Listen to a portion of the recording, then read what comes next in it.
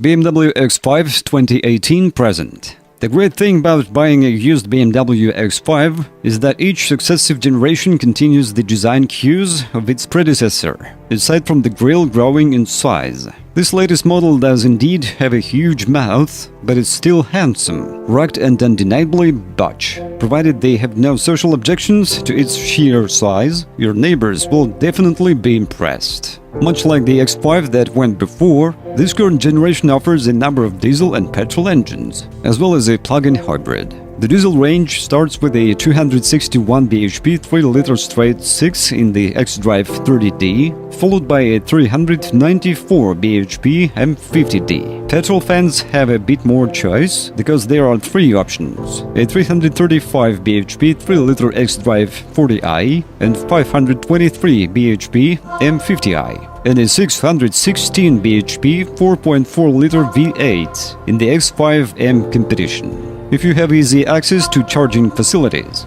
a 389 bhp xDrive 45e plug-in hybrid is also available that has a claimed range of 54 miles, thanks to a large 24 kWh battery. Equipment levels are very generous, with even the entry-level X-Line getting 19-inch alloy wheels, a 12.3-inch infotainment system, LED headlights and parking sensors front and rear, along with a reversing camera. M Sport has bigger 20-inch alloys and sportier exterior and interior styling, while M50i and M50D X5s have 22-inch alloys, adaptive headlights, an upgraded Harman Kardon sound system, an M Sport exhaust, and an M Sport differential for increased traction in corners. Much like all X5s since the first iteration arrived in 1999, this model excels on the road.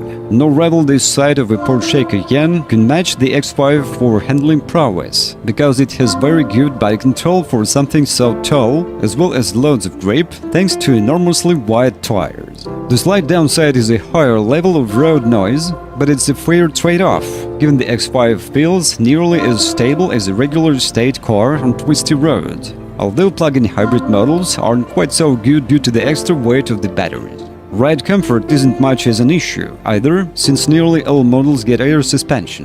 With it, the X5 maintains its composure over harsh potholes and ridges in the road without any of the floaty, wallowy sensations that make many of its similarly equipped rivals feel all at sea. M50i and M50D models get regular coil springs instead to help them feel more agile, but these models are noticeably harsher over bumps, even with the adaptive dampers set to their comfort mode. Interior quality is impressive too. Every surface is swathed in soft touch materials and highlighted by genuine metal finishes that give it a highly luxurious feel.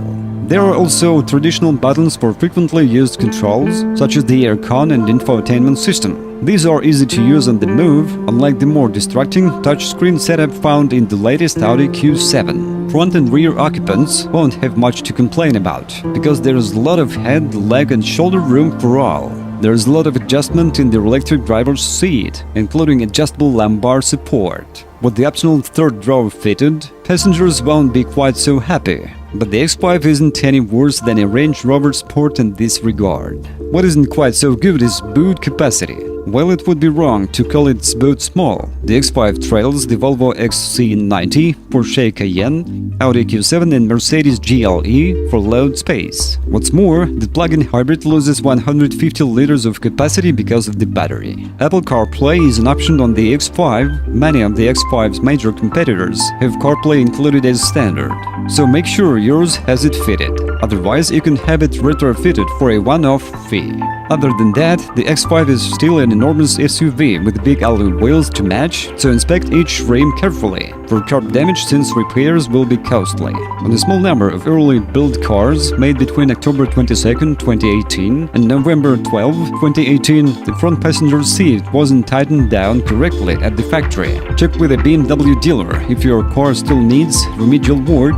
because the bolts will need to be inspected and tightened if found to be loose. This generation of X5 is still too new to have thrown up any major issues at the moment and hasn't been around long enough to be a part of the most recent World Car Reliability Survey. The previous gen model finished in 5th place out of 9 cars in the luxury SUV class. BMW as a brand finished in 18th place out of 30 manufacturers in that same reliability survey. The most sensible option is the X-Drive 30D because it never feels like it is lacking in performance and it provides the best blend of fuel economy versus price. True, an X-Drive 45e that is regularly charged would beat it, but it currently costs considerably more to buy and makes more sense bought new as a company car. The standard X line comes with all the equipment you'd really need, plus it has smaller 19-inch alloy wheels that should help quell some of the X5's road noise issues. Having said that, you can still go for its sportier-looking M Sport model, without fear of its bigger 20-inch wheels ruining the ride, because the air suspension can be put into a softer comfort mode for rough roads. Our favorite BMW X5, X-Drive 30D X-Line. Well, if you are the owner of this car, then please describe the problem that you had to face during the operation of the car. Perhaps it is your feedback that will help viewers when choosing a car. That's it for today. Thanks everyone for attention. It isn't much work for you to subscribe to the channel. See you soon.